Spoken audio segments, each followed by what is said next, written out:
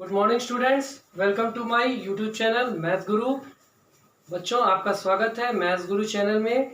मैं आपका टीचर किशोर कुमार मनवानी आपका स्वागत करता हूं आज के इस वीडियो में। बच्चों, पिछले वीडियो में हम लोगों ने एक्सरसाइज 3.6 में सीखा था कि क्या एचसीएफ होता है और एचसीएफ कैसे फाइंड आउट किया जाता है। आज हम लोग इस एक्सरसाइज 3.6 का क्वेश्चन नंबर 2 सॉल्व करेंगे।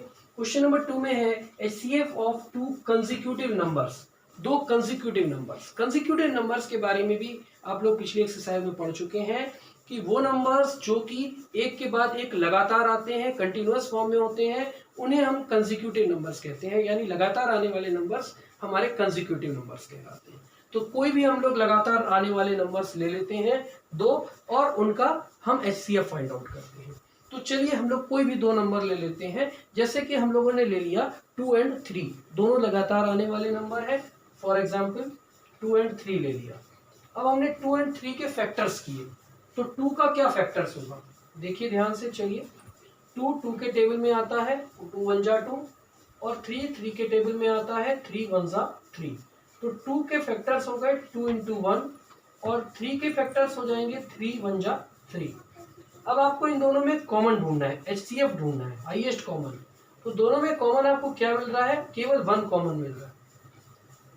इसी तरीके से कोई और एग्जाम्पल ले लेते हैं। फॉर एग्जाम्पल एक दूसरा एग्जाम्पल ले लेते हैं हम लोग। एक नेक्स्ट एग्जाम्पल अगर हम लोग लेते हैं, तो अब हम लोग कोई अदर नंबर ले लेते हैं, कोई और दो नंबर ले लेते हैं, दो कंटिन्यूअस नंबर ले लेते हैं। जैसे कि मान लीजिए हम लोगों ने दो और कंटिन्यूअस नंबर ले लिए 7 और 8।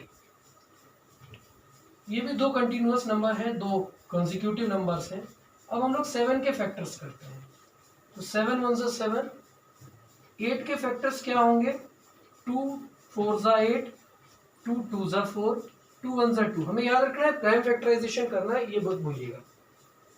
तो 7 के फैक्टर्स होंगे 7 1 जा 7, और 8 के फैक्टर्स हो जाते हैं 2 इंटू 2 इंटू 2 इंटू 1 भी लिख देते हैं, क्योंकि 1 से मल्टीप्लाई करने पर तो 1 ही आएगा। अब इन दोनों में आपको क्या कॉमन मिल रहा है, केवल 1 एज अ कॉमन मिल रहा है। तो इसका मतलब है कि इनका भी एचसीएफ हो गया 1। तो बच्चों, यहाँ से हमें ये बात क्लियर होती है कि कोई भी दो कंसेक्यूटिव नंबर्स का जो एचसीएफ होता है, यानी हाईएस्ट कॉमन फैक्टर होता है, वो केवल 1 होता है, और 1 के अलावा कोई दूसरा नंबर नहीं हो सकता।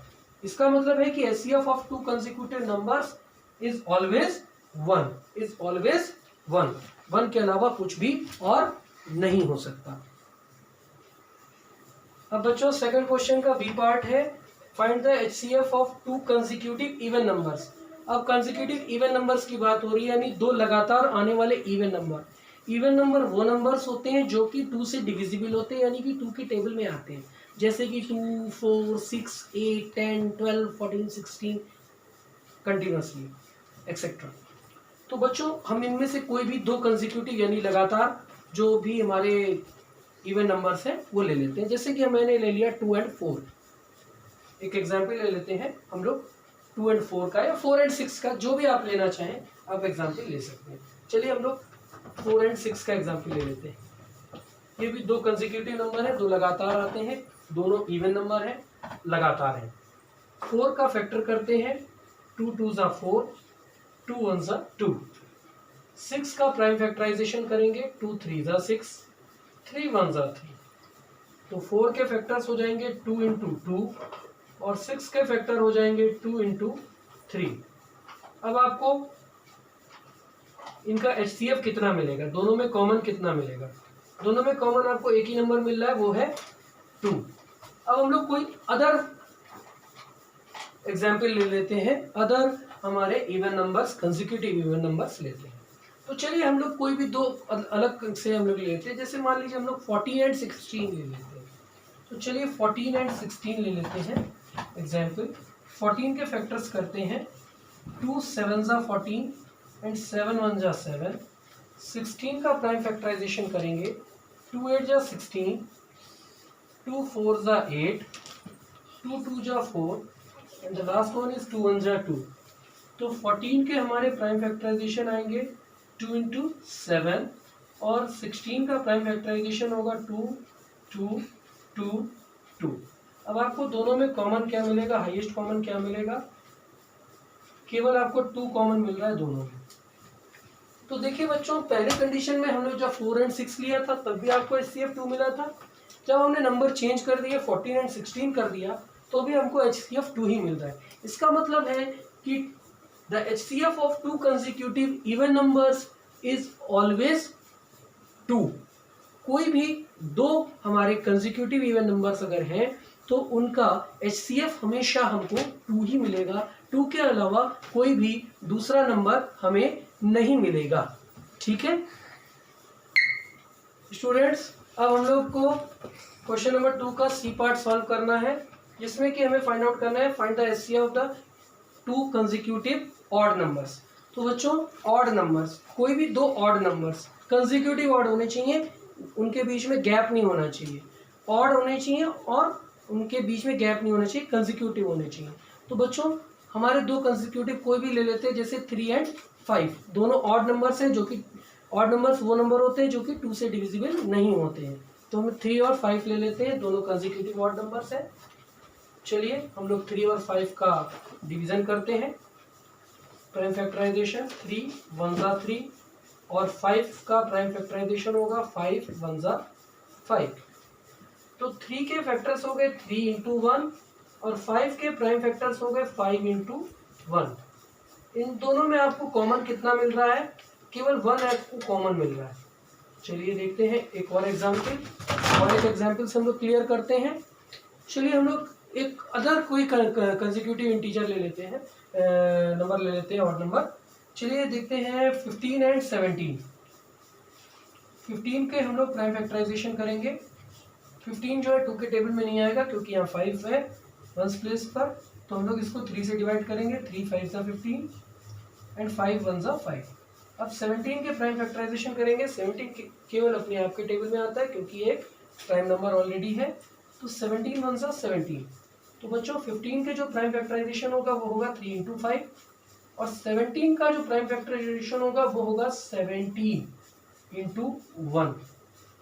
अब देखो इसमें दोनों में हमें कुछ भी कॉमन मिल नहीं रहा है, यहाँ 3 है यहाँ 3 नहीं है, यहाँ 5 है 5 भी नहीं है दूसरे में, 17 इसमें है तो इसमें नहीं है 17। तो अब क्या करें, तो हम लोग क्या कर सकते हैं 3 इंटू 5 इंटू 1, 3 इंटू 5 इंटू 1 लिख सकते हैं। यहाँ पर 3 5 जा 15, 15 1 जा 15 लिखा जा सकता है। 1 का मल्टीप्लाई किसी भी नंबर से करते हैं तो वही नंबर फिर से एज अ आंसर आ जाता है।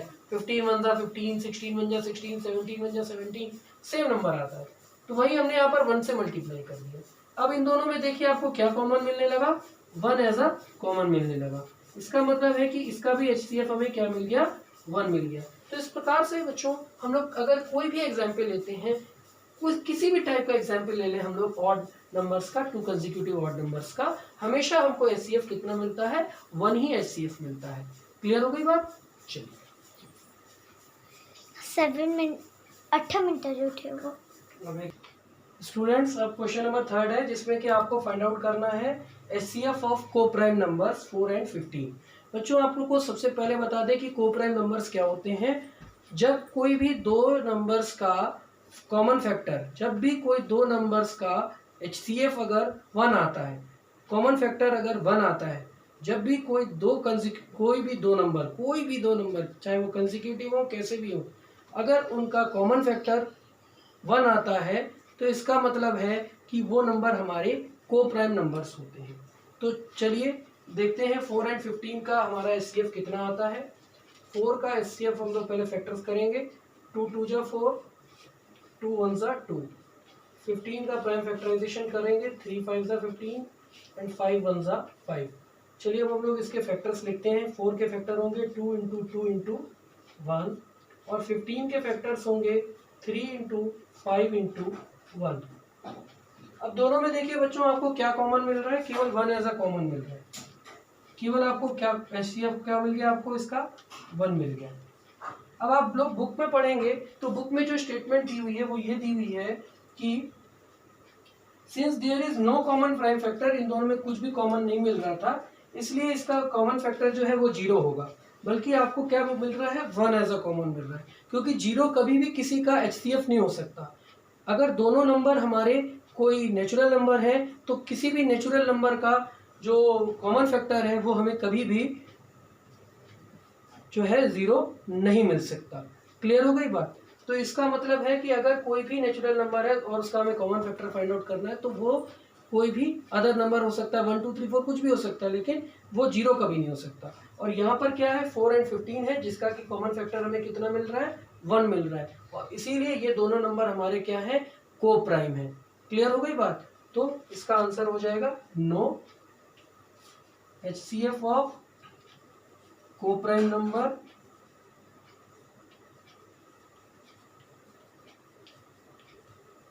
इज 1। कभी भी को प्राइम नंबर्स का HCF हमेशा 1 होता है। थैंक यू बच्चों।